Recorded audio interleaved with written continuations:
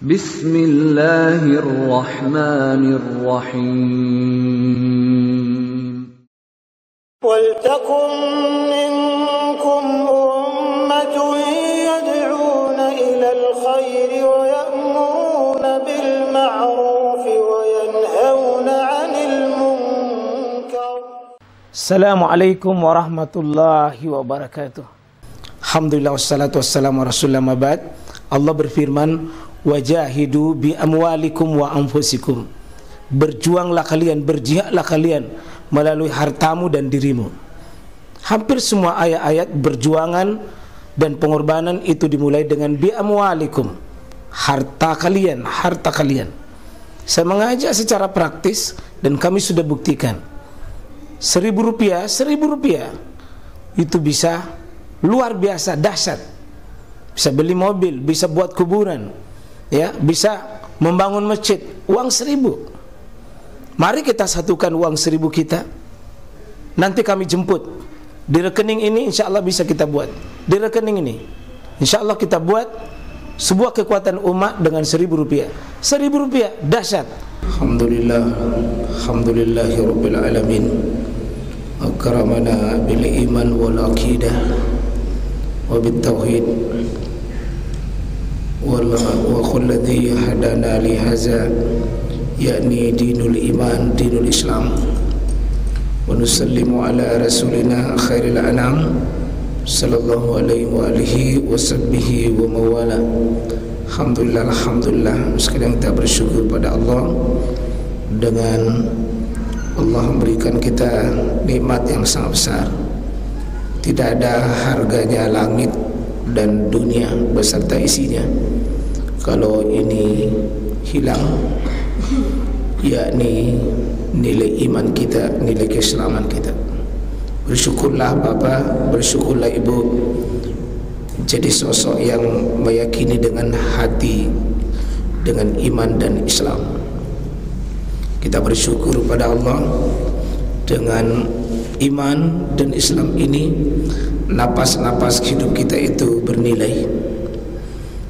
Langkah-langkah kita itu ada harganya di sisi Allah. Kalau iman kita sudah rusak, akidah kita sudah rusak, maka tidak ada gunanya harta, tidak ada gunanya umur yang panjang, tidak ada gunanya pengikut. Tidak ada. Kita menjadi orang yang paling merugi kalau itu hilang. Penting saya sampaikan ini jemaah sekalian karena ini pertemuan terakhir kita di tahun ini.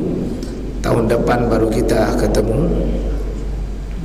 Pertama, saya mengingatkan jemaah sekalian bahwa tidak ada nilai nikmat Allah yang paling berharga melebihi keimanan. Itu mari kita jaga. Jangan sampai kita cederai perkara iman, perkara akidah dan tauhid kita. Yang seperti ini, suasana masih Natalan, kita tegaskan bahwa kita punya fikih namanya fikih al-bara'ah, al-wala al-bara'ah. Dengan ayat-ayat dan hadis jelas sekali bahwa ada yang harus kita loyalitas, loyal, cinta, menyatu, punya kasih, punya sayang, punya toleransi penuh kepadanya. Itulah sesama muslim. Itu yang disebut oleh Quran ruhama'u bainahum. Kita punya cinta kasih itu tidak ada batas itu. Sesama mukmin, sesama umat Rasulullah SAW. Tapi di sisi yang lain, kita harus mengakui bahwa ada orang kafir, ada musuh Allah, ada musuh Rasul, ada musuh kita. Maka seorang mukmin itu harus punya sahabat, harus punya kawan. Di satu sisi juga punya harus musuh. Tidak bisa tidak punya musuh. Maka Al-Wala Al-Bara mengajarkan kita yang mana wajib dimusuhi, mana wajib kita temani. Kata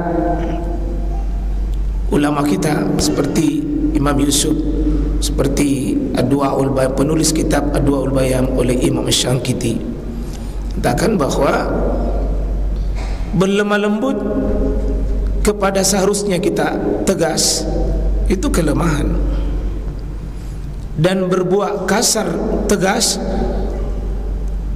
pada sesuatu yang seharusnya kita lembut itu kebodohan. Ya. Mau orang yang paling lemah ya sekalian tidak bisa menyatakan tegas kepada musuhnya, tidak bisa menyatakan sikap permusuhan dan kebencian kepada musuhnya, itu lemah itu.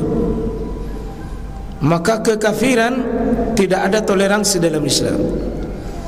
Itu yang kita sebut dengan asyidda'u alal kufar. Syiddah, tegas kepada segala bentuk kekafiran. Itu kita kunci, walau abna'ahum, meskipun itu anak-anak kita, cucu kita, aw aba'ahum, meskipun bapak kita, aw ikhwanahum, meskipun saudara kita, aw asyiratahum, meskipun itu keluarga besar kita. Akidah ini nomor penting, Pak. Ini yang membuat sahabat rela dipenggal lehernya, rela dikuliti, rela ditindis batu, rela naik di air mendidih demi sebuah akidah. Ya.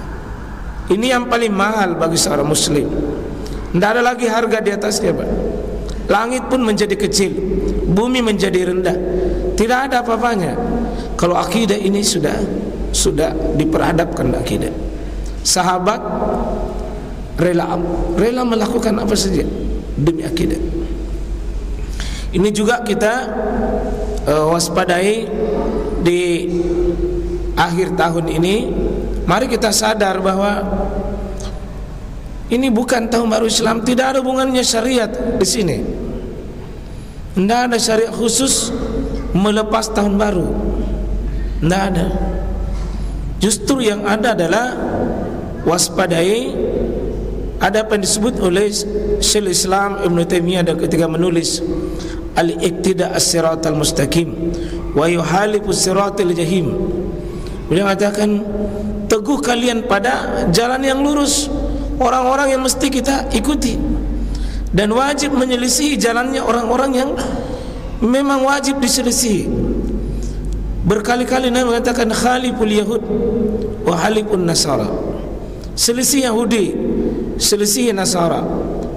Kata Nabi SAW bahwa man tashabbaha biqaum, siapa menyerupai suatu kaum, apapun gaya dan bentuknya, kalau itu sudah menjadi tradisi orang kafir, kalau itu sudah menjadi melekat pada kebiasaan orang kafir, meskipun itu mubah bagi kita, tapi kalau itu melekat pakaiannya, begadangnya, ya, berkumpul-kumpulnya, bakar-bakar ikannya, bakar jagungnya, itu bisa jadi mubah. Tapi kalau melekat bagi itu kafir, melekat bagi umat-umat sunanum min qablikum, umat-umat sebelum kalian, tugas kita tidak apa-apa halah menyelisih, Pak. Ini penting saya ingatkan supaya kita kasih kuat diri kita, keluarga kita, Pak. Untuk ku anfusakum wa ahlikum nara, jaga diri kita, keluarga kita.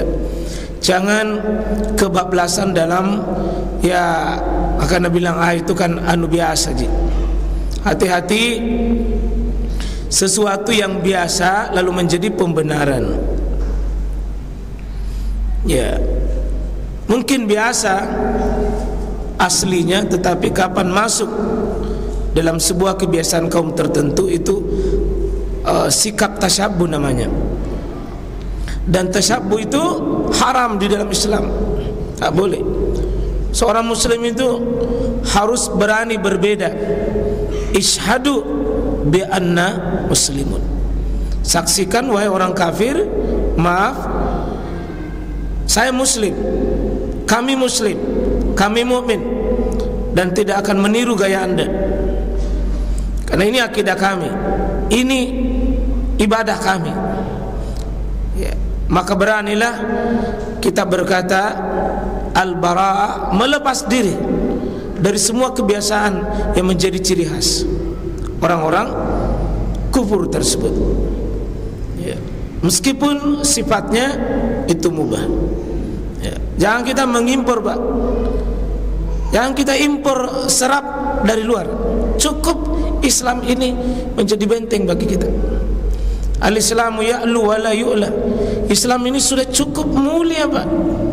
Tidak akan hina kalau kita tidak ambil dari orang lain. Sudah al-yawma akmaltu lakum dinakum wa atmamtu alaikum ni'mati. Sudah sempurna Islam ini mengawal diri kita. Kita tidak usah ikut-ikutan pada cara dan gaya orang lain. Ya. Itulah sifat sahabat, Pak, menjadi kuntum khaira ummah. Karena dia percaya dirinya menjadi dirinya. Dia tidak perlu membeo dan mengekor. Dan inilah kelemahan ummah hari ini, tidak percaya dirinya. Dia minder menjadi seorang mukmin. Dia minder menjadi seorang muslim. Akhirnya ambil kiri kanan, tempel akidahnya dengan tempelan dari luar, dan itu yang merusak hari ini.